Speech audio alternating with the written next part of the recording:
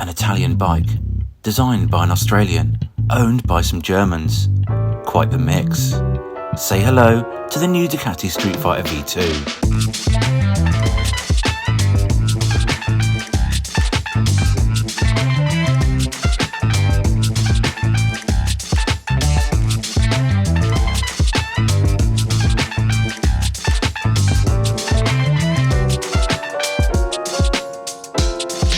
The launch was held in Seville, Spain, where we had the chance to sample the Streetfighter V2 on the road before afternoon track sessions at Monte Blanco circuit. Right then, let's bloody well go.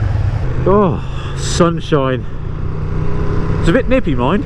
It says it's 16 degrees. It's not 16 degrees, I can tell you that now. Whew. I love the V4 Streetfighter, or sorry, the Streetfighter V4, but certainly for the road, I'm looking forward to sampling something that's less sadistic. Cheers, Nige. Initial ergo update. The seat seems very padded, nice and comfy. I'm wearing jeans. It's less aggressive than the Streetfighter V4, according to the ergo triangle, but it's you know, it's still a sporty bar position, that's for sure. It's not a comfy naked setup. I've got to say, pottering about these lanes, it's super smooth. Interestingly, last night I learned something, that Ducati made a conscious effort to make their super bikes and sports bikes much friendlier and get away from that sort of inherent lairiness that they've built on for years.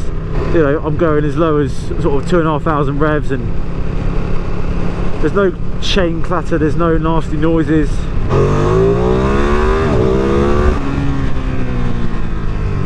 Oh, that feels very nice. Just something I picked up in these first few miles. I mean, look, wing mirrors aren't essential. I couldn't give a shit, but I know some people really take pride in their wing mirrors and feel strongly about them. And I just, you know, these are fashion wing mirrors. It's all about the design. It's all about keeping it in the Street Fighter vibe, and they're pretty token because my arms, I mean, all you can see in the mirror is my arms, and I know you can twiddle about with them and move them a bit, but essentially all you're going to see is your arms. And yeah, that's what I do. I just take an arm off and oh look, I can see in the back. But I know some people get a bit funny about it. So I mean, talking of funny, look at this clown. He's got bright yellow boots with jeans tucked in. I mean, mate, I mean, the buzzword so far is easy. I kind of had this preconception in my head that this would be a Ducati, you know, not super naked. It's not a super naked, but it's not far off it. But this would be a bike you could go in the shops, go to a track day, ride to see your gran, and do everything in between. It's a strange sensation because the seat is more padded and taller, and essentially your arse is more up in the air. It feels like the bike is nosier, and the bike's arse is further up in the air as well. But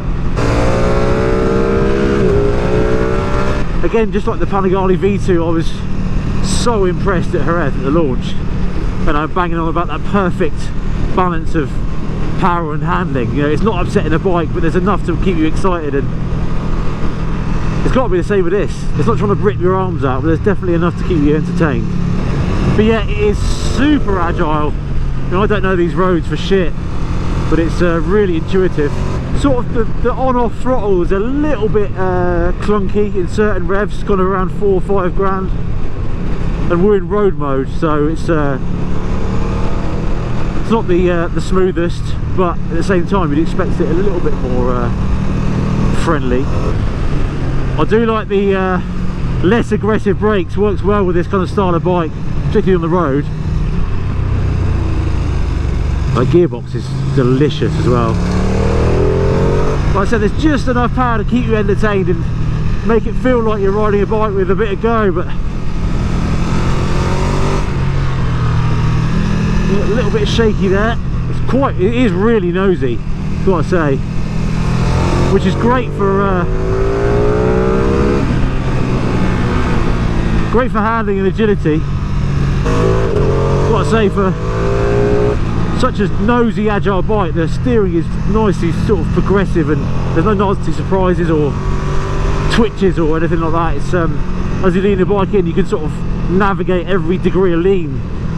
It's only when you try to change direction quickly that you can get a bit of a twitch on, but it's nothing to write home about. It's nothing to contact Anne Robinson at points of view. I think the biggest difference between the Streetfighter V2 and the V4 so far is not only when you get on the V4 are you sitting on a rampant V4 motor, and you can sense that there's a sort of air of brutality, and I don't know, it just feels a bit more exciting. This, I'm not saying it's not exciting, there's definitely not as much of a buzz as the V4, that's for sure, but it's going to be a completely different bike, isn't it? So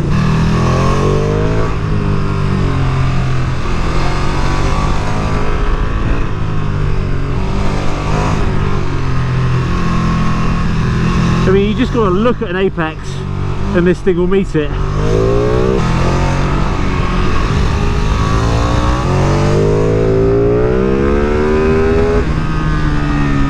Oh, she does like it when it's singing. I mean, there is plenty of torque and mid-range, but it definitely likes holding a gear, or it prefers to hold a gear, that's for sure. If you're going on, if you're hunting on a bit. Hey.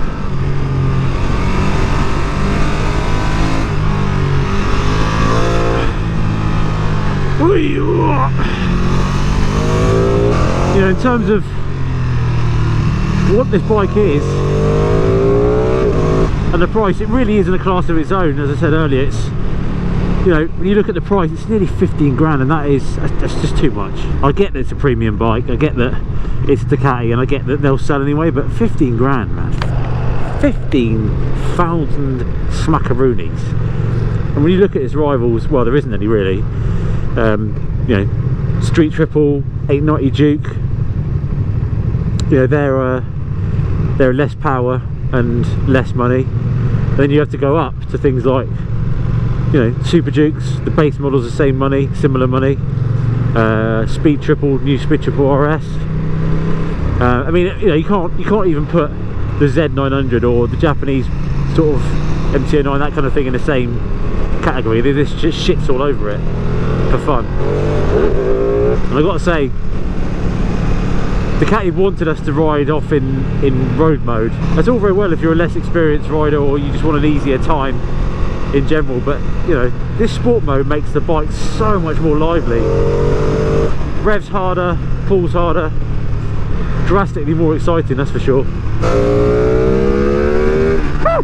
That's better. I've got to say, I did question how good the suspension will be, being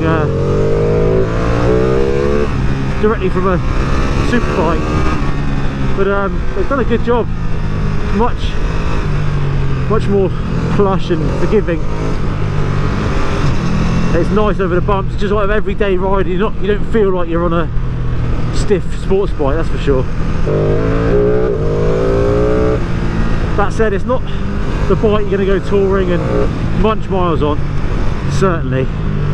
You know, it's comfy enough, that's a given, but the pegs still are quite far back, and it is, you know, you're sort of definitely slanted forwards. It will soon get a little bit tiresome. I'm nearly 100 kilos, sometimes I'm 100, depends on which day it is. Most of the time I'm 98. I like to keep it in double digits, but I'd like a little bit more support on the front from braking, but there's not that much weight transfer at all. It stays really composed, and you can tell this engine, this chassis is derived from a superbike. You can do as much as you want to it, but it's still inherently naughty and sporty. I suppose one of the big questions is, the internet wants to know, it's a Ducati, it's Panigale, or Panigale base, sorry. So how hot is it? I mean, it's 20 degrees now apparently. I think that temperature gauge is slightly optimistic, but it's not, you know, I'm wearing jeans, like I said, it's not hot. Yeah, look, it's a little bit warm. You're standing on, you're sitting on top of a 150 horsepower supercordial engine, but it's nothing too horrendous. I'm sure when it gets a bit warmer, you're going to know about it. Oh yes. I think the takeaways from the road ride so far, as we edge our way back to the track: one, don't be a wet wipe, just whack it straight in sport mode. You just don't get the full experience. It's super easy to ride. I mean, we're not talking a big scary monster here, we're talking a very friendly, intuitive weapon that is will appease a lot of riders. And three, I love the way it kind of drifts between tight stuff and more open roads, because usually kind of naked bikes, you know, they prefer the open road stuff, but I know you've got big wide bars and a bit of leverage, but this doesn't matter. You can put it anywhere you want and it'll be happy. Really tight, twisty, nadgery roads or big open bastards. Well, that's quite enough mediocre cable stretching and dilly-dallying for one day, I think. Welcome back to the circuit. It's time to... Cheers, Nige.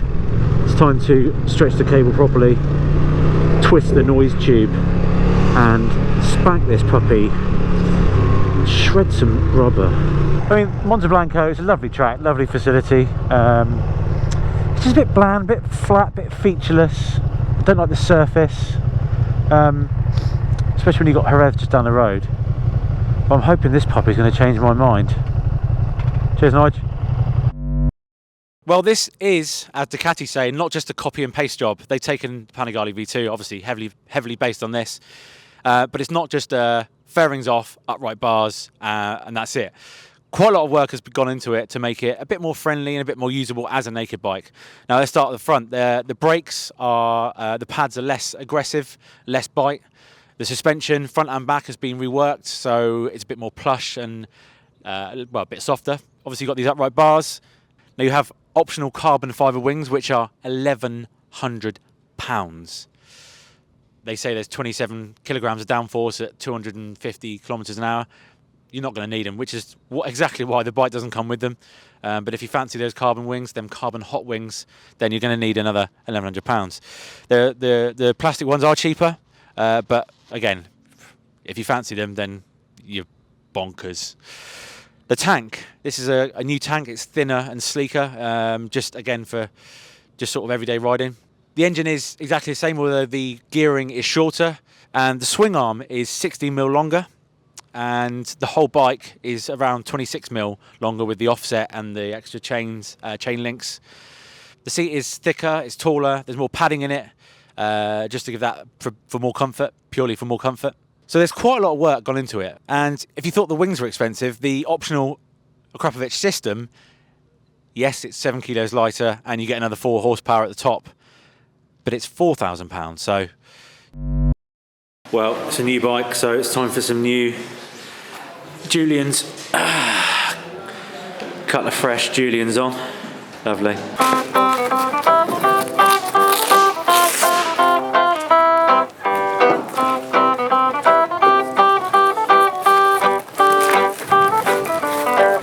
So now we've got warmers, race pressures, and these little puppies. £1,100. So they tweaked suspension as well, preload by 4mm either end, and a few clicks of compression and rebound as well. So it's gonna be a bit stiffer, which is good. Everyone likes it a bit stiffer. We've got a lap behind Alessandro Valia, who's the hero you would have seen. He's the official Ducati test rider. The hero you would have seen in all the videos and pictures. Damn fast. Oh, it's windy, mind. That's one of the few benefits of having a naked bike on track, is you're not hunched over the tank so much,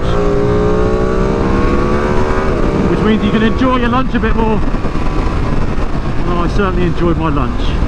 This tarmac here is so aggressive. You can feel it as soon as you touch your knee on the ground.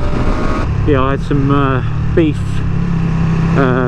lumps, don't know what they were, very nice. Some salad and some Russian salad. Go, go, go, go.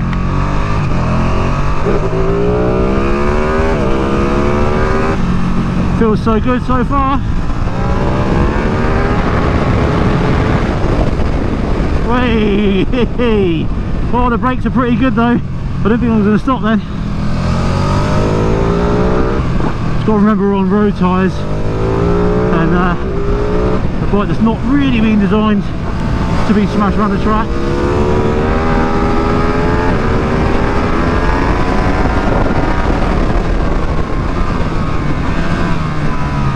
ABS cutting in a little bit there.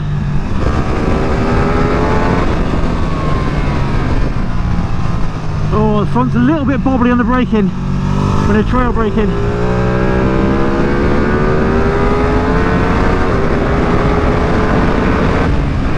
Oh, the brakes are damn good. I'm really impressed with them.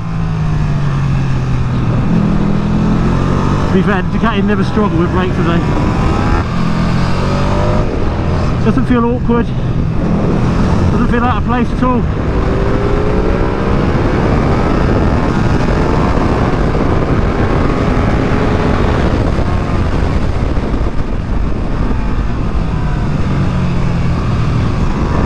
Oh, it's horrible.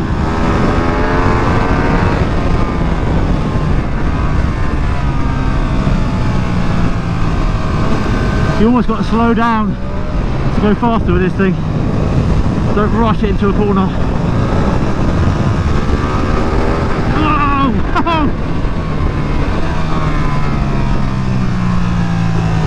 That feels good, I'm surprised.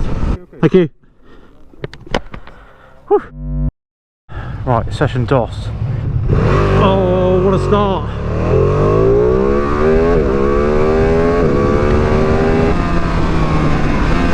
Look, I doubt you're going to see many Streetfighter V2s at a track day, but it's good to know that she does shuffle. It's a pretty good track bike for a naked bike, that's for sure. Oh, feels horrible.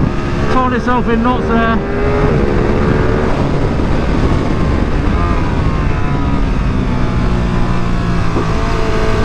It's just a flip-flop from left to right. Too much weight on the rear, don't laugh. And it picks the front wheel up a little bit.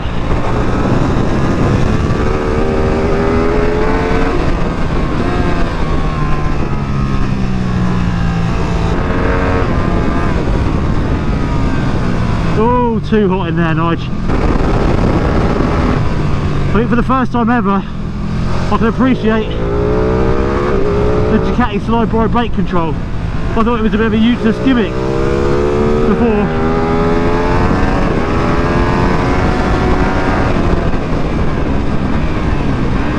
But now on a bike like this, it really makes sense.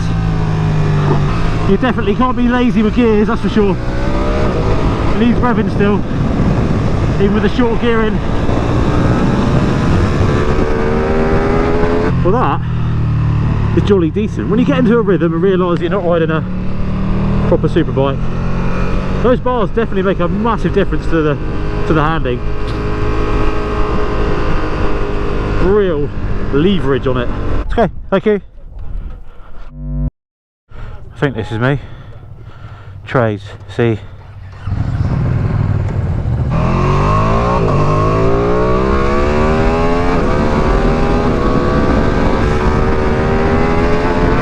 Right, let's have a lap from Monte Blanco on the Streetfighter V2. Whee! What's the front? Charge through the box.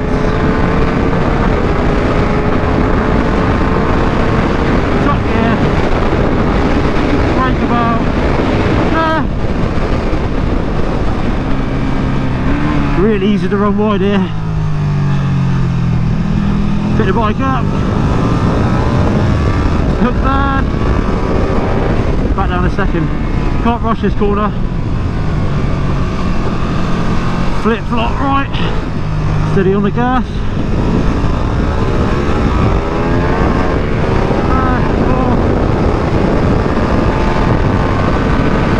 Horrible braking zone. Whee. Horrible, horrible. Bit of right at gas. On wide.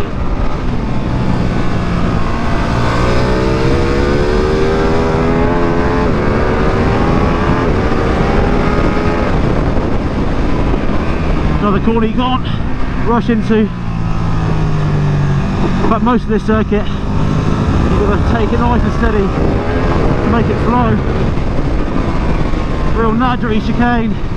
Back down the second, hold second. Gas, gas, gas. Horrible corner. This is.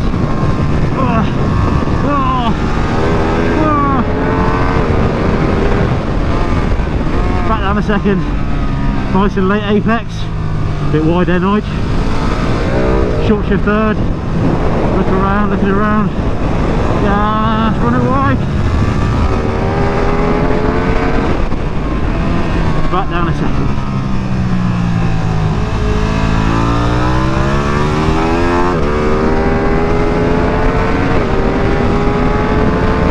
And there we have a lap of Monte Blanco.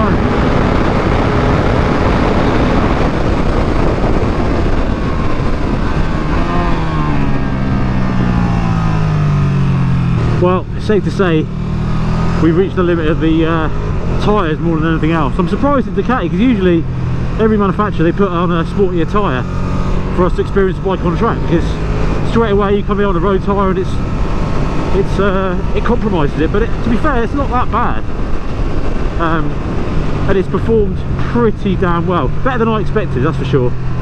You know, a naked bike, they always, unless it's a proper, you know, Tuono. I think Tuono is the only one really that performs on track without any sacrifice at all. Thank you. That's it. Alright, Saint. Yeah, lovely old job that, wasn't it? I think the buzzword here is nice. The Streetfighter V2 isn't going to kick you in the balls like the V4. It's a far more sensible alternative to its bigger brother, with excellent road etiquette and sublime handling. If you're looking for something raucous or a sensory overload, look elsewhere. And, as mentioned, it's a bit of a loner, sitting in a class of its own in terms of performance and price. You have to judge it for what it is, a beautifully crafted, well-equipped middleweight naked that will shine in any environment. You just might have to ask Santa for a few extra favours this Christmas.